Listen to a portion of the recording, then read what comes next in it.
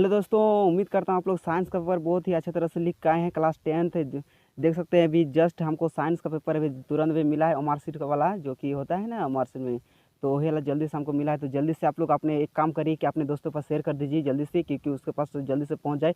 और जल्दी से मिला लीजिए कि आप लोग का कितना कितना सही हो रहा है। तो हम अभी बताएंगे कि आप लोग का कितना कितना सही हो रहा है और पूरा करेक्ट आंसर बताएंगे। तो उसमें आपको क्या करना है, आपको मैनेज करना है और आप लोग देखना है और वीडियो को लाइक करना है और चैनल सब्सक्राइब कर लेना है। तो चलिए जल्दी से ज्वाइन हो जाए क्लास 10 और ये है इस साइंस का पेपर। तो चलिए आप लोग के कन्फ्यूज नहीं होना है, आपको मैं बताता हूँ। साइंस जैक बोर्ड में दिया है, अभी तुरंत मेरे पास आया है क्वेश्चन पेपर। एक लड़का ने दिया था, मैं भी रोड में ही है, तो आपको बता रहे हैं जल्दी से। यहाँ क्वेश्चन नंबर 1 में पूछा है कि किसी दर्पण में वास्तविक फोकस होता है, तो इसका करेक्ट आंसर क्या हो जाएगा? तो इसका करेक्ट आंसर क्या हो जाएगा? तो इसका बिल्कुल करेक्ट आंसर आपका आप सारी। सो दोस्तों, इसका बिल्कुल करेक्ट आंसर क्या हो जाएगा? किसी दर्पण में वास्तविक फोकस होता है, तो इसका बिल्कुल करेक्ट आंसर 2 नंबर बिल्कुल करेक्ट। 1 का 2 बिल्कुल करेक्ट आंसर। आप सारी उत्तर लेंस को ही बोला जाता है, तो 1 का 2 बिल्कुल करेक्ट आंसर। इसमें क्लिक मारा है तो पूरा क्लियर सही है। उसके बाद हम लोग क्वेश्चन नंबर 2 को देखें, तो इसे मोटर वाहन के सामने कौन सा दर्पण लगा होता है? तो इसका करेक्ट क्या हो जाएगा? इसका उत्तल हो जाएगा, ठीक ना। या इसका क्वेश्चन नंबर 2 का उत्तल बिल्कुल करेक्ट आंसर हो जाएगा। उसके बाद हम लोग क्वेश्चन नंबर 3 को देखें। अरे हवा मार रहा है बहुत जल्दी। उसके हम लोग क्वेश्चन को 3 को देखें, तो यहाँ बता रहा है क्या, यदि एक लेंस की क्षमता -2 डायोप्टर है, इसकी फोकस दूरी क्या होगा? तो इसका करेक्ट आंसर क्या हो जाएगा? इसका करेक्ट आंसर 50 सेंटीमीटर हो जाएगा। 50 सेंटीमीटर बिल्कुल करेक्ट आंसर। 3 का 1 बिल्कुल करेक्ट आंसर है। उसको हम लोग क्वेश्चन नंबर 4 को देखें, तो क्वेश्चन नंबर 4 में लिखा है कि निम्न में से किस माध्यम का अपवर्तनांक अधिकतम है? तो इसका बिल्कुल करेक्ट आंसर कौन वाला हो जाएगा? तो इसका करेक्ट आंसर हीरा हो जाएगा। इसका सबसे अधिक चमकता है ना, तो ये हीरा 4 का 4 बिल्कुल करेक्ट आंसर। उसके बाद हम लोग क्वेश्चन नंबर 5 को देखें। क्वेश्चन नंबर 5 में पूछा है कि प्रिज्म द्वारा प्रकाश की कौन सी परिघटना घटती है? तो इसका बिल्कुल करेक्ट आंसर कौन हो जाएगा? तो 5th का 3 क्वेश्चन नंबर, मतलब 5th क्वेश्चन नंबर का 3 बिल्कुल करेक्ट आंसर। वर्ण विक्षेपण बिल्कुल करेक्ट आंसर हो जाएगा।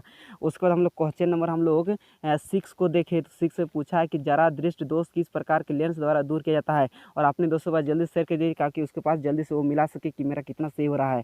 तो क्वेश्चन नंबर 6 में बताया, जरा दृष्टि दोष किस प्रकार के लेंस द्वारा दूर किया जाता है? तो उसका करेक्ट आंसर क्या हो जाएगा? इनमें से नहीं हो जाएगा, उत्तर लेंस हो जाएगा, ठीक ना। उसका हम लोग क्वेश्चन नंबर 6 हो गया। क्वेश्चन नंबर 7 को देखें, तो 7 में पूछा है कि खतरे का निशान किस रंग का बना होता है? जो रेल में रहता है ना खतरे, सबसे खतरा किस में? तो रेड में ही ना होता है, तो रेड में लाल हो जाएगा।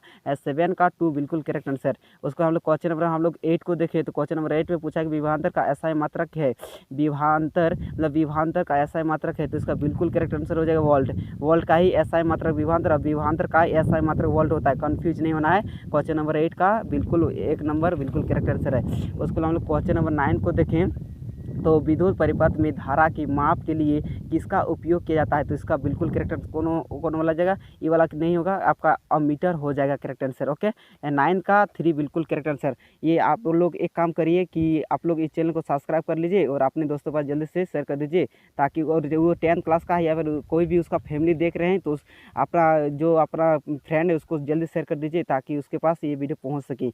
उसका हम लोग क्वेश्चन नंबर 10 को देखें, तो किसी बल्ब से 1 मिनट में 120 कूलम का आवेश प्रवाहित होता है, तो प्रवाहित धारा का मान कितना होगा? आप तो इसका करेक्ट आंसर क्या हो जाएगा? तो इसका बिल्कुल करेक्ट आंसर हो जाएगा 2 एम्पियर बिल्कुल करेक्ट आंसर हो जाएगा। 2 एम्पियर 2 एम्पियर 10 का 2 बिल्कुल करेक्ट आंसर। अगर बड़ा आदमी देख रहा है, जैसे कि जो 10 क्लास में नहीं है, कोई भी देख रहा है, तो अपना भाई के पास जल्दी से या कोई किसी का पास जल्दी शेयर कर दीजिए, ताकि उसको फ़ायदा मिल सके। क्वेश्चन नंबर हम लोग 11 को देखें, तो 1 यूनिट विद्युत ऊर्जा का मान है, तो 1 यूनिट विद्युत ऊर्जा का मान कितना होता है? तो इधर 1000, मतलब कि इधर 2.6 है ना, तो यहाँ ये वाला हम लिखे 1 किलो घंटा, तो इतना घंटा तो मतलब 3.6 किलो, तो इधर हो गया इतना। तो इतना में आपको इसमें क्लिक मारा है, तो बिल्कुल अगर 11 क्वेश्चन नंबर में अगर 4 मारा है, तो बिल्कुल करेक्ट आंसर हो जाएगा।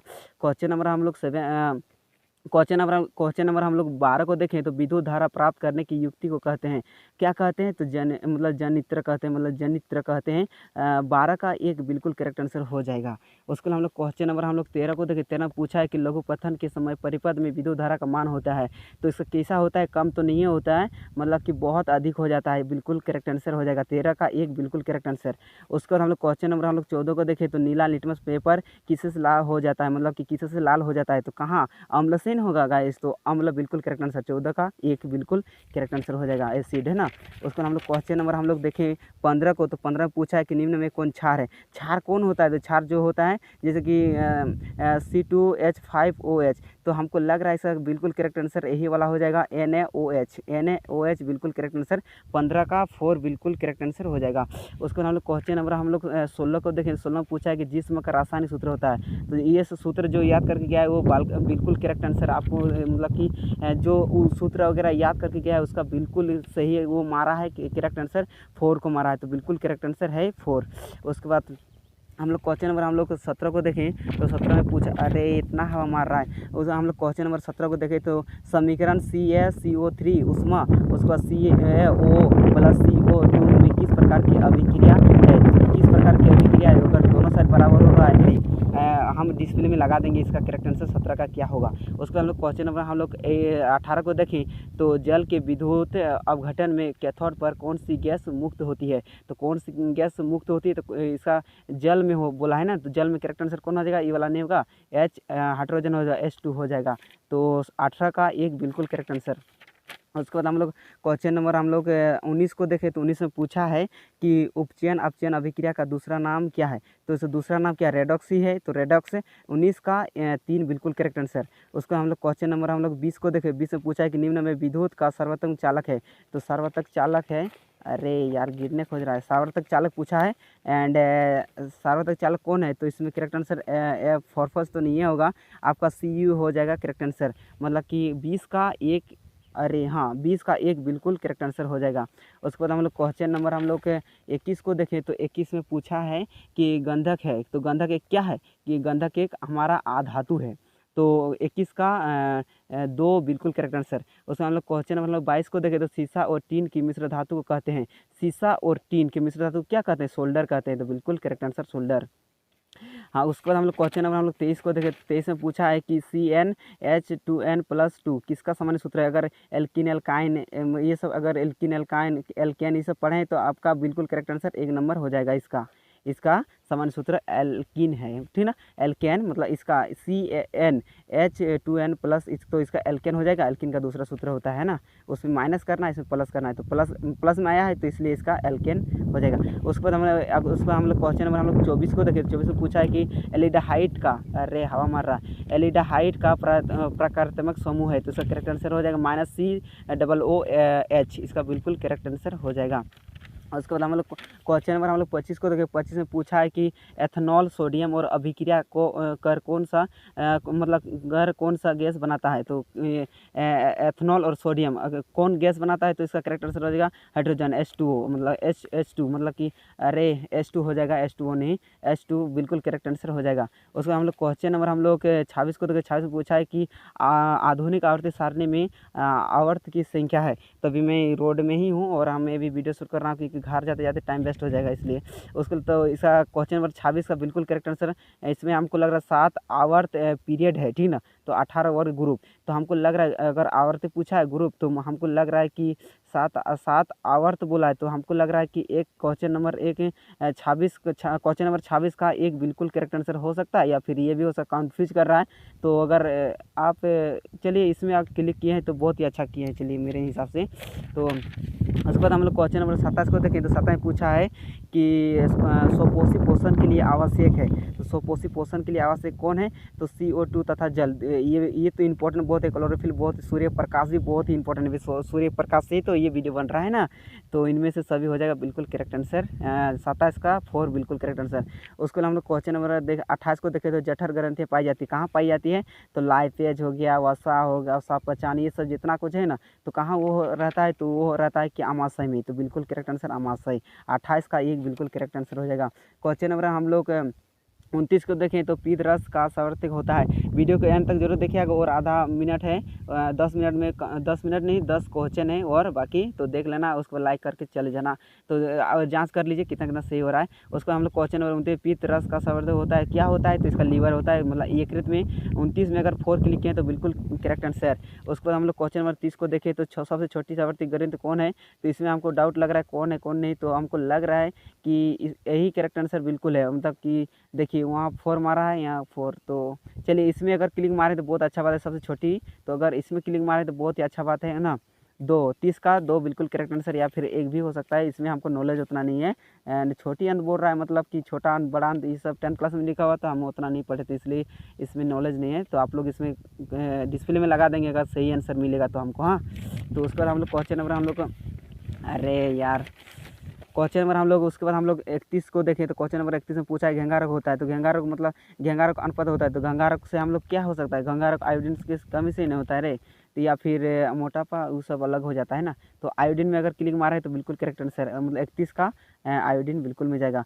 प्राकोष में पाए जाते हैं, प्राकोष में परागकण होता है, तो परागकण में अगर क्लिक 32 में अगर इसमें मारा है 3 में, तो बिल्कुल करेक्ट आंसर हो जाएगा। उसमें हम लोग क्वेश्चन नंबर हम लोग 33 को देखें। तो इसमें पूछा है मानव में निषेचन की क्रिया कहाँ होती है, तो कहाँ होती है, गर्भाशय में होती है, बिल्कुल करेक्ट आंसर। तो गर्भाशय में नहीं होगा गाइस। यहाँ पूछा है कि मानव में निषेचन की क्रिया कहाँ होती है, तो क्वेश्चन नंबर हम 33 में पूछ रहा है मानव का, तो हमको लग रहा है कि फेलोमिया नेलिका में होती है। तो 33 का बिल्कुल करेक्ट आंसर 4 हो जाएगा, ये करेक्ट आंसर है।